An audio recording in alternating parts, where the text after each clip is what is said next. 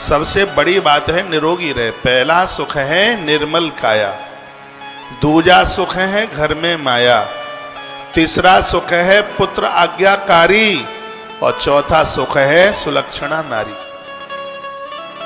और जिनके पास ये चार चीजें हैं, भगवान की कृपा बरस रही है उनके घर में।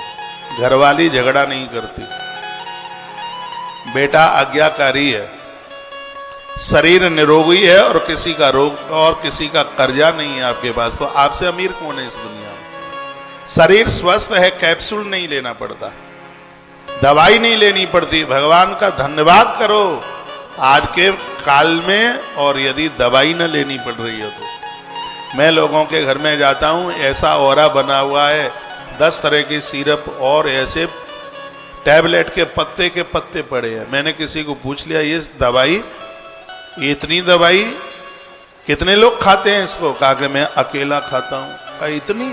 बोलते 18 तो कैप्सूल लेने पड़ते हैं, टैबलेटें लेनी पड़ती हैं और 10 तरह की सिरप। मैंने कहा ये भी भगवान की बड़ी कृपा है कि तुम जिंदे हो, नहीं तो इतनी दवाई तो खा के ही वैसे ही आदमी मर जाएगा। हा? तो ऐसा जीवन जीने की जरूरत है जिसमें दवाइयां न लेनी पड़े। तो उसके लिए आपको करना क्या है? 3 चीजों को बना लीजिए, जागना, सोना और खाना, आप स्वस्थ हो जाएंगे। एक जगने का टाइम है, ये इसका बड़ा असर बॉडी के ऊपर पड़ता है। 20 साल आपको इनाम में मिल जाएंगे, ये समझ लीजिएगा।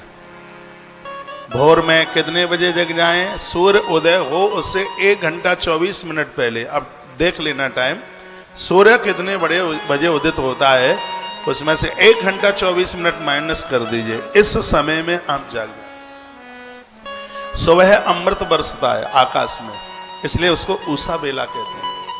भोर में जो खुले आकाश में खड़ा होता है उसे कुष्ठ रोग नहीं होता, उसे पैरालाइसिस नहीं होता और उसका ब्लड प्रेशर ऊपर और नीचे नहीं जाता। ये सुन लो, मैं आयुर्वेद की किताबें पढ़ता हूँ।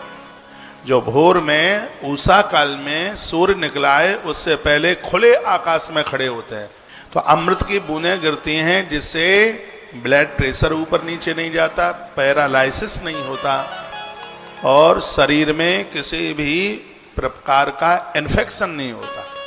कभी कभी ये बीमारी सफेद दाग वाली इन्फेक्शन के द्वारा ज्यादा होती है।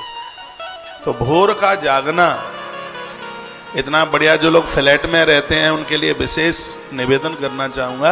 अपना वास्तु कहता है वो मकान बहुत अच्छा होता है जिसमें छत पर जाने के रास्ते होते हैं, छत पर बैठने के लिए जगह। आज तो सब कुछ व्यापार हो गया, नहीं तो घर वही बढ़िया जिसमें छत अपनी है।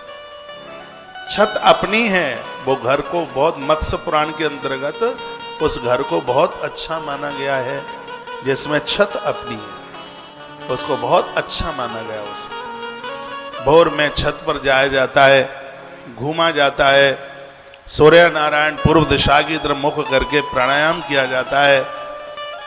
जो नया मकान खरीदने के चक्कर में है, फ्लैट खरीदते हैं तो सबसे ऊपर वाला खरीदो और नहीं तो प्लॉट लेकर के अपना मकान बनाइए।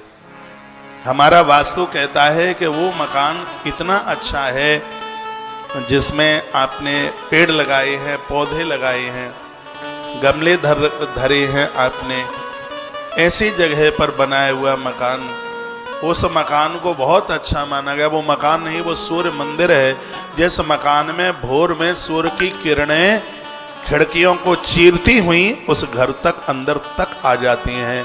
उस घर में किसी भी प्रकार का कोई दोष ही नहीं रहता, उसको इतना शुभ माना। लेकिन वह सब हो नहीं पा रहा। स्वास्थ्य के लिए भोर में, प्रभात में आप खुली जगह पर, खुले आसमान में आप उसका दर्शन करें। तो जागने का समय और सोने का समय, मैं बहुत बार बोल चुका हूं, 9 बजे सोना आपका जीवन है हीरा, 10 बजे सो जाओ तो गोल्ड। आप बैठ जाएं कहीं, हाँ आप बैठ जाइए कहीं। 10 बजे आप सो जाएं और कोशिश कीजिए कि बिफोर 10 o'clock 10 बजे तक आप सो जाएं। हमने आजकल धर्म यात्रा कार्यक्रम बंद कर दिया, इसको चालू करेंगे, टाइम चेंज करेंगे। इसलिए मैं चाहता हूं कि आप सब 10 बजे तक सोने की आदत डालें। और अब मैं इस काम के ऊपर भी बहुत जोर देने वाला हूं। 10 बजे तक आपको सुलाना है। जैसे माँ थपथोर के सुला देती है, बाबू सो जा।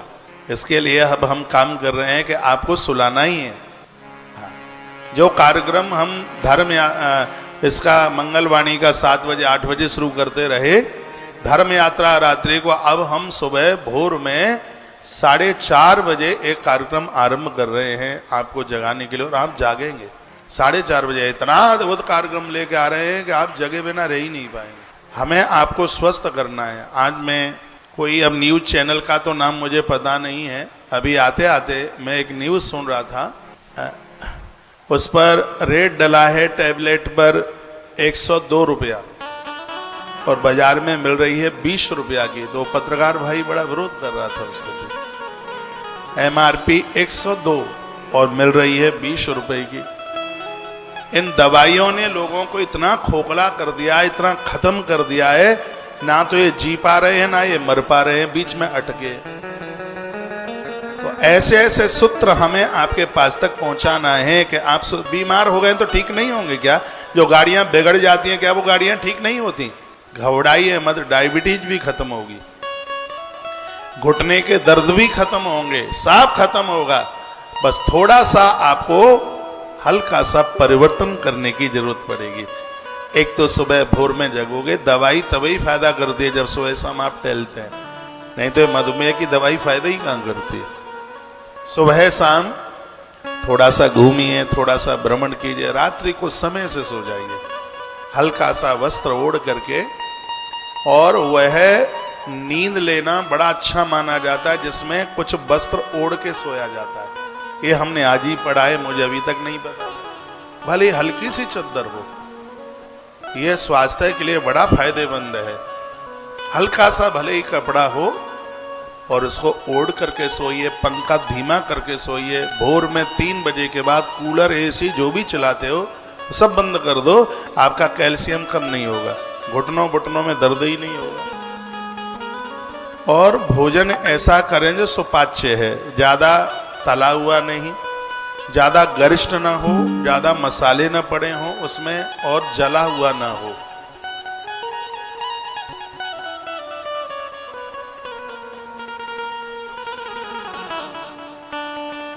ऐसा प्रसाद लीजिए जो आपके स्वास्थ्य को बरकरार ठीक से बना करके रखे। तो ये शिव महापुराण तो बड़ा आनंद कर